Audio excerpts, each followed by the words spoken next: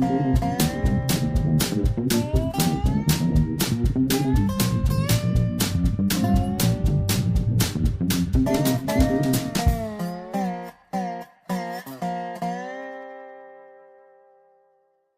this is Dave Monk, your Prairie Monk, WEFT, Champaign 90.1 on your FM dial, and we'll continue our regular program. Sadly, we have to say goodbye to John Hadley, not Ed Hadley, John Hadley. And he is a neighbor, if you don't know it. If you go down Chester Street over into Old Town, John has a restaurant supply company. He is also at the corner of Neal Street and Walnut, just down the road a few hundred yards away. Has coin shop, numerology. And he passed just this week. Quite large funeral yesterday, and John was known for he was, first of all, he was in the military, came back and did the restaurant supply thing. I think he was taking over from his father, his mother, and they have, he and Mary Lydia have a son, John, also. And I suspect that the family will continue the restaurant supply organization. John would also buy old buildings. Sometimes they were big buildings. Sometimes they're sort of buildings that you cannot sell. It's like we have all those big boxes up there at Market Mall that don't sell, and you feel very glad when somebody takes them over. Well, John bought the Pepsin factory in Monticello, and for years I worked with John and others to try and preserve that factory. Eventually we lost out and it was taken down for $1 million, but it is my worst nightmare that went, because it was in the right location, in the where it was put. It was a place where you could observe a family coming in, a doctor finding out about Pepsin, getting the factory organized. It went through several generations. The doctor didn't want to take it over himself, but he had entrepreneurs that realized that this was a chemical that mixed with a little alcohol and a little sugar and some other compounds would be a very good laxative. And the doctor had a line of people to his office that you couldn't believe, and so it became an entrepreneurial thing. And John was part of this because the factory lasted for 3 generations, and then by that time, most of your next generation has decided that they've got degrees and they can go off in different directions, and it loses some of that local entrepreneurship, and then goes to multinational, and then multinationals take out what they want. So that Dr. Cole's syrup of Pepsin still is on the market. It's produced somewhere in Maine, or I'm not quite sure where, but the factory closed in '85. It was empty for a while, a long while. The roof was not good. It would have cost $500,000 to put a roof on this factory. It went from being an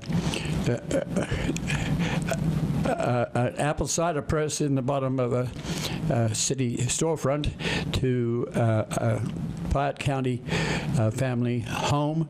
Then it became a big E, with one side was 5 stories, one side was 3 stories, and a joiner in the middle. And that's how it closed out. It took the public didn't really want to consider it as a box factory that could be restored, and it could have been. And John knew that, and he stayed in there. Eventually the city bought it and took it down. It cost $1 million to take it down, and now it's a lawn. And every time I go past there, I think how much the loss was. Here's a community that was a multi-million-dollar community. right up adjacent to Allerton Park. You have the potential for tourism, potential for teaching people about entrepreneurship in the Midwest. And this was a unique situation, and I was so sad that it went. So that's how I had my association with John, back and forth. I used to occupy it. It was leaking with water. I sometimes spent hours and hours taking out water. Had something like 50-gallon drums sitting around, and I would siphon water outside the building. The walls were thick and strong and wonderful. So that was a loss, but I worked with John for quite some years and knew him well. He was a fine storyteller. You never knew what was John's experience and what was John's imagination, but it was there. And he died also all too young. He was 62, and that was disappointing, and a huge funeral yesterday. So that's my take on John. Why don't you mention the PACA thing, since you're talking about old buildings?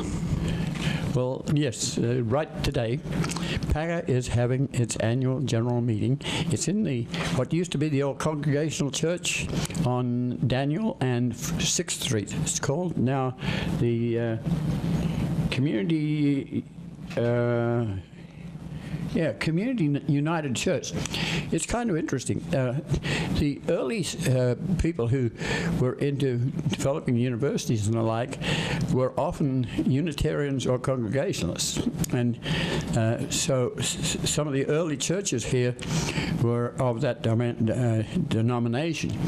And the Congregationalists have a policy in many countries of never putting in a church if they can find that there's already a Methodist or a Presbyterian church. Those churches seem to gather together, and the Unitarians seem to be in there too.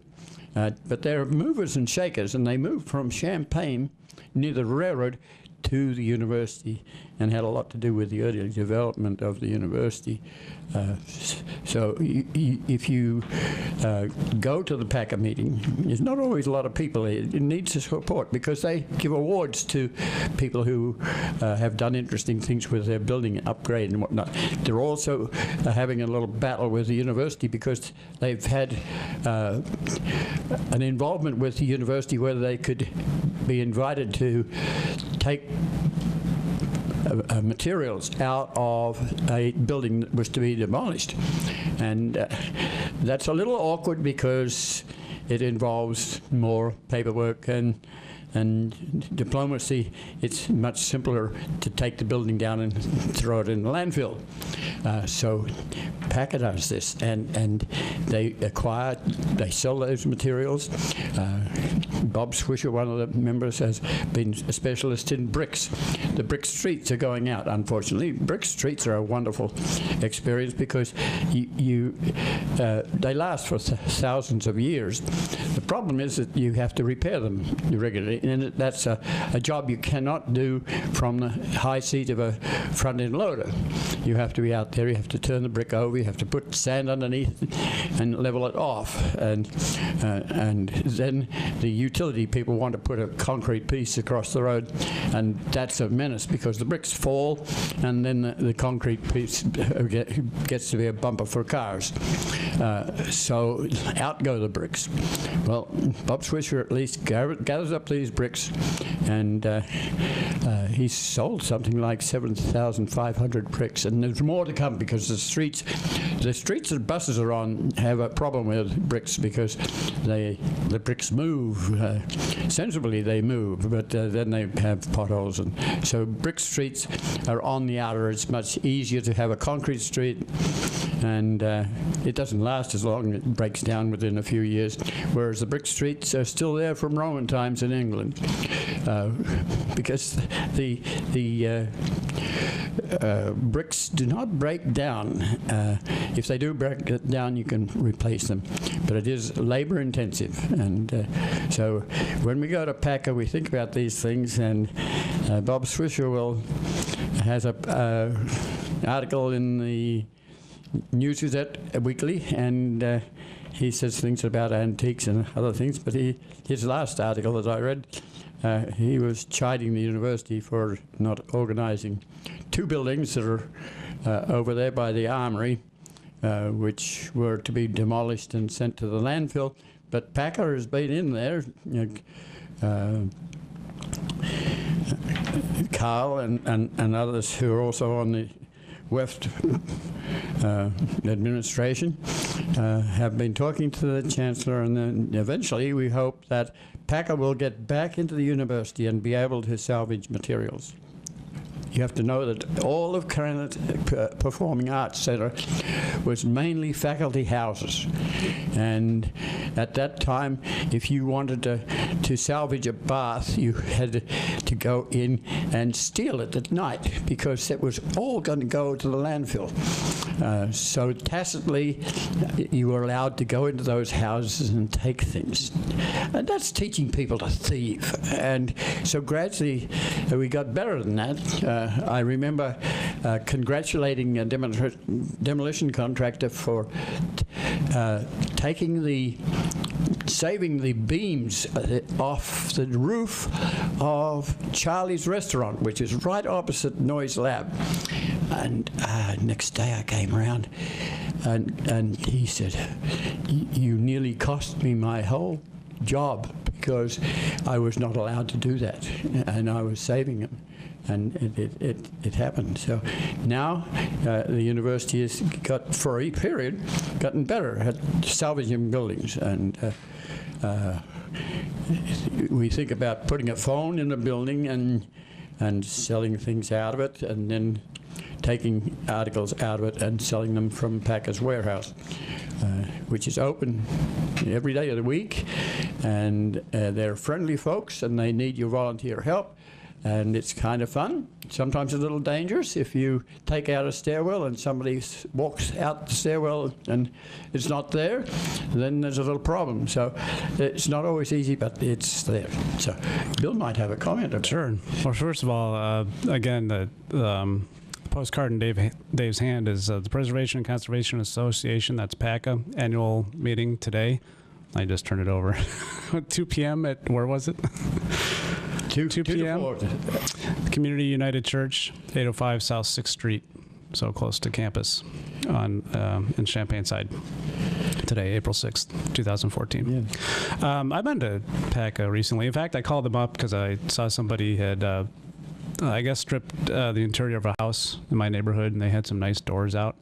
They've been sitting out for a while. One of them was one of those really solid interior doors, like the kind Radio Maria salvage from chemistry or somewhere. And well, that's how we get materials. People watch network, and they call up Rich Cale. Or I did exactly. I emailed him and he said, "Oh yeah, we got that, thanks." And I had grabbed the screen door. I ended up not using it, so I just took it straight over to PAC, and they're like, "Sure." So they have a screen door also can go to salvage if you don't have any steel screws in it. You take the screws out, and you got aluminum. It was kind of that had the big screws that you could take the inside screen out in different panels, and those are in great shape. So the door is probably a little skewed. So congratulations to Packer for doing what they do. And they put their money into people who do other interesting things. On the same, I went there because I was looking for theater props and stage pieces, and I hit Dave for that too. I hit WEFT for that too. We have a warehouse of theater props. So one reason I came in today was to bring back this clock, which I found upstairs here, which Dave Watani saw. I said, "Oh, if that works, we could probably use it because it's nice and big and bold." Well, we have to have a clock. It's one of these old. Well, this is probably a '70s vintage school type clock, and I don't know if it's in the shot here, but It seems to be missing a second hand. It probably runs otherwise. But in researching what this was, I ended up using another one that's around and also very familiar. This is probably what was known as a slave clock. And if you ever stop to think, if you have a huge school building or whatever, and the bells ring all at the top of the hour, how do they get them all to ring at the same time? Now, how do you keep the clock synchronized? Well, there was a system for this, and there was a master system with a signal. Whether it got to the clock by a receiver in the clock or actually through the power, you can run signals other than your 60 hertz power signal through here. And in fact, there's ways to do radio within a building that way. That's kind of low power radio, basically, right in the power lines. Send your modulated signal through that. But anyway, the idea was that this clock would hang near the top of the hour. It would, I think, run a little fast or something. I'd have to go back. The internet's a wonderful thing now.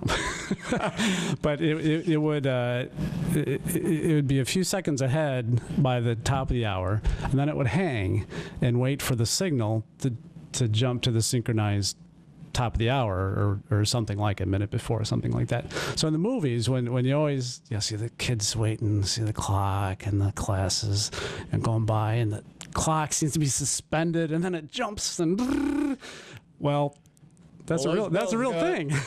It wasn't dramatic. It was what the clock was actually doing. This runs back to John Hadley, who I think must have gone to University High School, but he was very impressed with and helped University High School. But across from University High School was a little botany annex with a greenhouse, but in the house there was an old one of these clocks which rang all the bells for the university. Wow. And it was the like master. It was the master clock. It was a master clock. Uh-huh. And I don't know what happened to it, but it was a valuable piece of antique. So yes, and University High School is wonderful because it was the home of Packer, and what was it? Not Packer. It's home of Plato. Oh, and all these people, young people, some of them underage, like 10 and 12, who couldn't be employed by the university, but they were the people who did the early work with experimenting with Plato programming. At that stage, if you wanted to pull in a picture, you had to access a Kodak projector and get the picture. But gradually that got to be the internet, and that got. I can remember being at a meeting with 75 people in it, and the person who was the MC asked how many people climbed up the water tower to get into the Plato labs, somewhat illegally, and experiment with them. So these young folk, old folk, there were professors, and Bitzer was one of them. Bill Golden was another. Max Bieberman was another with new math. These things that go to make the excitement of who we are and what we are and what we do, and we're doing some of it right here. So thank you for coming in. So thanks for loaning all the bits. We were recreating 1962 Baltimore, so Dave had all sorts of vintage furniture and lamps and stuff. It was Hairspray Jr. It was with the Park District Youth Theater. I'll be more. No, I don't think so. I just wanted to come in and, well, it's the bottom of the hour, so let's remind people you're listening to WEFT Champaign, 90.1 FM. This is the Prairie Monk program, and I'm a regular listener. Dave Wittani, your now regular co-host, used to be a regular listener. He's interim director of WEFT. Now we want to say something about Amherst. We have 33 miles of railroad, but we have been involved with another 25 mile of railroad bed between Banner and Danville, and that's being very successful at the moment. We have railroad beds in the Monticello area, and they have been there for over 30 years, and we gathered them up when there was an abandonment of the railroad. At that time, most people thought we were reasonably crazy because what would you do with a railroad bed? It's a bunch of weeds, and it's got creosote on the ties that are left around, and there's a ballast. But we figured this was long before there was any Rail Banking Act. But we gathered up this railroad bed, despite the fact that we didn't get a lot of support from local jurisdictions that could later take them over as trails. One of the problems with these sorts of corridors is that they are well drained to facilitate the railroad. And trees don't like to have their feet in water, but they do like to be wet, and but they'd like to be well drained. So once you have a railroad bed with well drained soils, the crud trees come in. A crud tree is a tree that grows quickly. It's usually not a long-lived tree. It grows fast. The soils are big. If you have it in your backyard like a sycamore, it will grow for 50 years and then it will break down.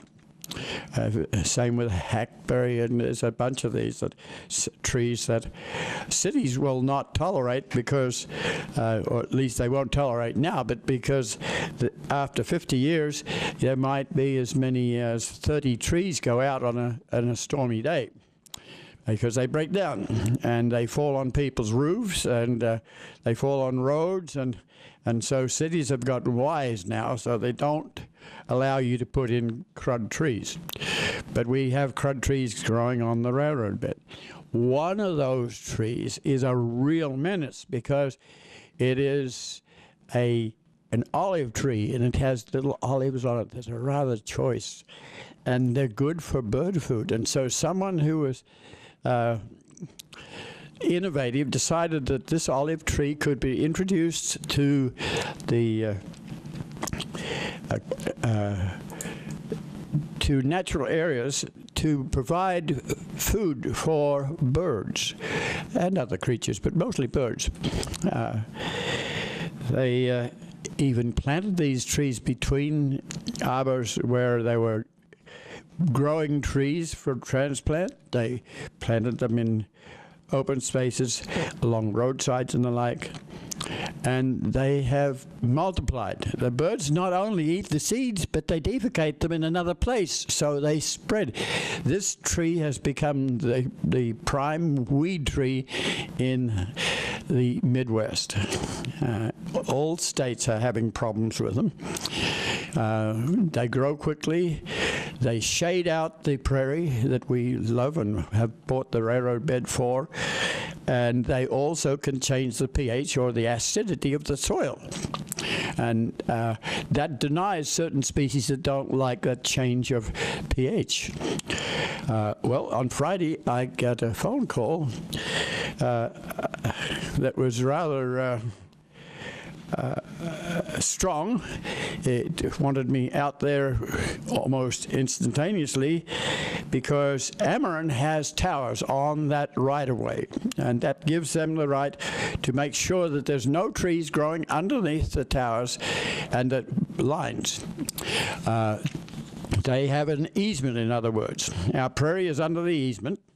The big problem is that as we get to multiply our people, we need more electricity, and we have old electrical cables. And when you put more electricity through a cable, there's a resistance.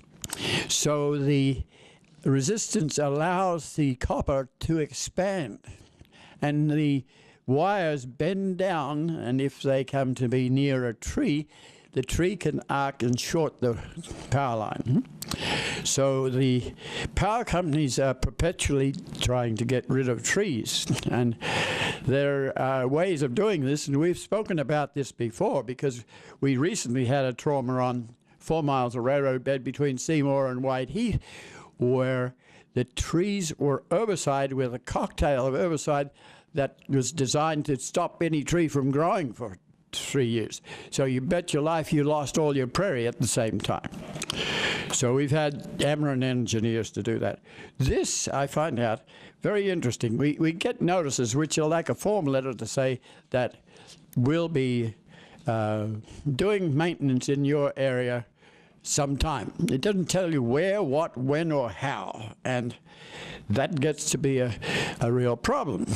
And what we find out is that different agents handle different powers or voltages. So if a high voltage line is handled by one crew and a low voltage is handled by another crew, and sometimes there will be 3 different voltages on the same right-of-way. So if you're talking to the administrator of one right-of-way, one voltage line, you then have to talk to other voltages, because the more highly the power, the more likely the arc. And not only do we have a problem with trees, but if we have a controlled burn, then and you produce carbon from smoke. Prairies don't have a lot of smoke. They burn cleanly. But if you are on a roadside and you have green plants that are planted by the roadside people, like brome grass, then you produce smoke. And that can create more or less a carbon arc to the power line, and then you do have a fire, because no one's there. It's just like a lightning strike. It doesn't happen when you anticipate it. It happens when it damn well pleases. So, okay, we have that sort of potential out at Monticello. And it seemed to me like I'd responded to one power. So that had taken me to the area between Windsor Road and Curtis Road, and a certain voltage. I didn't realize that we probably got more than one notification, but that was a different sort of engineering. So I call up Ameren Engineering to report in, and I get a response, but I don't get a response from the one between Cisco and Monticello. So on Friday, I have to imagine that we already have a huge mower out there, which is about to mow the trees. Now, you know all very well that this has been a very wet spring. So to put a very heavy piece of equipment on our prairie means that it's going to get bogged in some places, it's going to skid in some places. Wherever it injures the soil, it's going to open up a place for weeds. So this is a kind of a dramatic thing. And it was expected that I would be able to respond immediately and be out there to meet with the crew. So I'm not quite sure what's happening at the moment. I've been talking to other people, and I'm hoping that someone perhaps will be out there at Cisco, it's 30 miles away, to see what is happening to our prairie in our absence. We can negotiate. We can make sure that we take the trees out ourselves. That's what we did on the line between Whiteheath and Seymour. And bless me, even though we'd taken out all the trees, the herbicide machine comes along. The herbicide machine doesn't take a little sapling and spot herbicide the tree itself. It comes with a blanket spray, and it sprays everywhere, and the wind blows, and so the spray is way outside the right-of-way for the power line, and it takes out all the broadleaves. So if we have bought a prairie or corridor for the prairie, then it takes out about the elements of, and it's not all, but in this area you'd have about 100 different broadleaf species, plus the grasses. The grasses don't get hurt because the herbicide that's being used is a Roundup derivative. It's glyphosate and it doesn't hurt the grasses. So we have, suddenly we can manage to have a grass prairie. Oh, don't you love a grass prairie? Well, yes, we have these prairies that are grass prairies that shouldn't ever be grass prairies, but people think, oh, grass it waves its wooden leg in the wind in the fall, and it's interesting. It's a grass prairie. It's a prairie. So the Department of Transportation especially uses the term the prairie grasses. And we constantly try to remind them that this prairie is not just grasses, it's 100 broadleaf species. Well, it's the broadleaf species that go if you mow. So we have a couple of things going here. We have the potential for a big mower to mow. Now, if they mow, the mowing is a rotary mower, and it can take a 3-inch tree, but then it mulches the tree. So you end up with a prairie, a whole bunch of wood on it, and it takes years and years for the wood to break down. It really changes the prairie. It would be nice to have the same machine stand alongside a tree and cut it from the bottom so we can then drag it out and get rid of it. We use a chipper. Bring a chipper along and chip that tree. The other alternative, which we've been working with, is you have to know that when you chip, or when you mulch that tree, if you leave the tree there, there's also seeds there. So we have another alternative, which is we've been using the olives for food. The mature trees are just loaded with olives. So you put a blanket of tarpaulins underneath the tree, plastic, and then you have a team of people, and you have beating sticks, and you beat all the olives off the branches and collect them. So you can collect 500 pounds of seed, and then you can make that into jam and then sell it at the county market. And that has been happening. So what that does is removes the seed pool that stays there for 400 years. So how do we work with Amaranth, or any other power company for that matter? They're all doing it. The railroads, the roadsides, the power companies, the farmers are all using herbicide. It's so much simpler to do it, and it covers everything at once. You even it's got so that every little skerrick of prairie that's left over is now being herbicided in this manner, and the roadsides too. So we're losing, around the world, we're losing a whole slug of our only remaining biodiversity because of this. So what do we do? How do we work with Amaranth to guarantee that we can remove the trees and keep them away from the arcing potential? And can they help us by actually doing the mowing? There are people who have like little chainsaws on the end of a pair of wheels, and you can wheel the chainsaw up to the tree and underneath the tree and cut it off so that you can take the tree out. So what we're doing is, when we harvest those olives, the next thing is to take out that mature tree so it doesn't produce seed anymore. And in the long run, we hope to open up a trail. The power companies often have projects that are community related, so we're suggesting that it might be possible to work with us in a public-minded manner to do some alternate things. First of all, you don't take that huge piece of equipment onto the prairie when it's wet. And you don't take it onto the prairie if there's only 2 trees in a mile. You get there with a chainsaw and you take it out. And you herbicide the stump. You just take a brush and you herbicide the stump, and it doesn't come back. We're not beyond using herbicides. We wouldn't be able to preserve some of our natural areas if we didn't use this facility. But it can be abused. And we'd like to keep all the herbicide, otherwise the blanket spraying, off the prairie.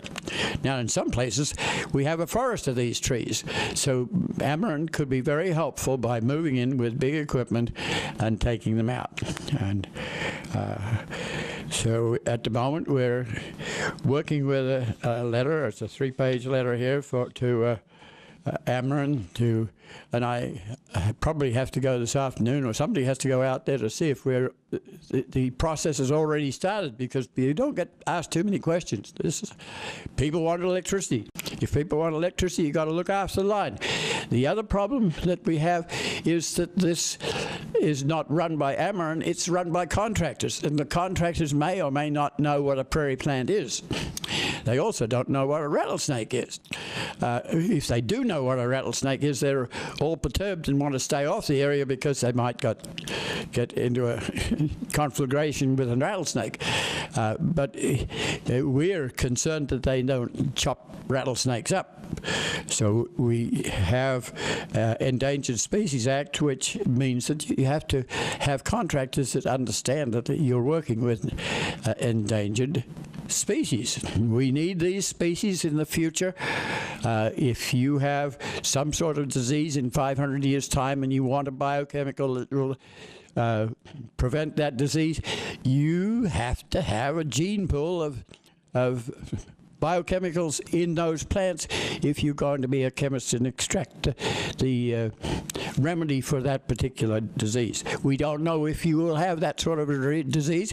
We don't even know if you'll be around in 500 years. But we do know that we have to preserve some of this gene pool.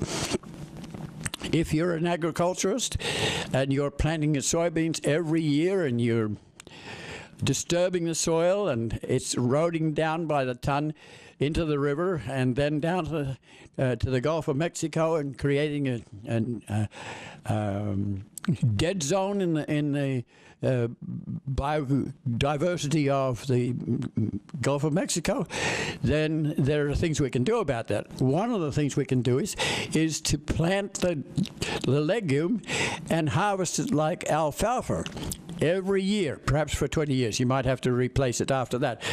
But you harvest it, so that means you don't erode the soil every year by planting the soybean. Now, if you're going to do that, you need a plant. You can't create a plant, but researchers can modify a plant. They can get into the RNA and the DNA and modify the plant. But you have to have the plant material to be able to get those genes, and you have to have the bacteria, the rhizobacteria that are on the roots of a legume. You have to have perhaps 50 people researching this for 50 years before you can do it. But in 1936, we didn't have soybeans because we had to have a gang of PhDs run around the world finding a little creature called glycine. That's the progenitor to soybeans. And you had to come back to the University of Illinois, where the biggest collection of soybeans in the world is kept going. You have to plant these things regularly to keep them going. But you get those plants and you put them together and you take a gene from here and the geneticists work it out and give it 50 years and you may have an alfalfa type legume that you can mow and harvest in a different way. If we don't have that gene pool, we're going to be a lesser people. At the moment, if you go to the beef house in Indiana and you talk about the economy, half the economy is soybeans. So you can realize that we can change things, we can modify things and put them into action. So we have a really good reason for being out there with the big equipment to say, we can do this, but we can't do that. And do you know what a prairie plant is? So we have to introduce people to those plants. And we have to say to the roadside mowing people, we have a no-mow policy with the Department of Transportation. Please don't mow that prairie plant before it's time.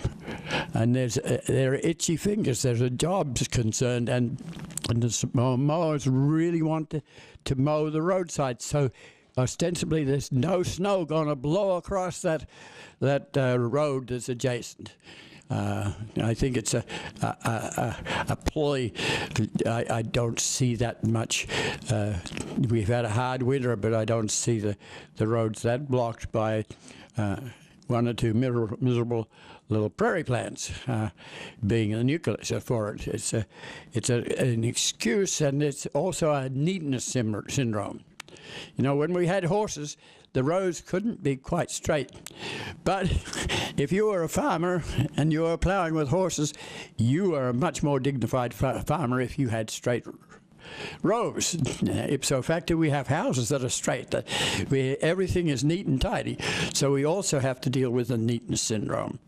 And some people get positively sick if they see prairie on the roadside bending over and looking like it was nature. But when we go to look at that flower, we find 10 pollinators sitting there. And the pollinators are what you need to get to your vegetables, to pollinate your vegetables. And if that plant is taken out prematurely. And some of these plants, New England aster keeps flowering into November. So you have to be... you have to be teaching the person on the tractor that this is not ideal to mow early. You also have to look to see that the tractors are big creatures and they use gasoline. And if you don't need to mow, then you don't need to waste the energy that's gone into these tractors. And but on the other hand, we're taking out people's jobs. If we have a no-mow policy on 15 miles of prairie, then there's we're going to be lesser beings because we're going to use a lot of energy to be there.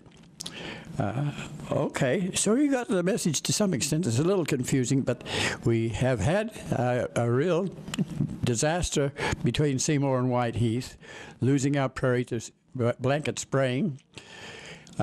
We are aware of what happens when you mow with a big mower. You can take it right down to next to nothing. And some of our prairie plants are like prairie plum trees. They're not trees, they're shrubs. We don't want those taken out. They're part of the prairie. Shrubs and even a silphium, a big compass plant, maybe 10 foot high. We don't need to take those things out. So we have to find some compromise here. How do we do it?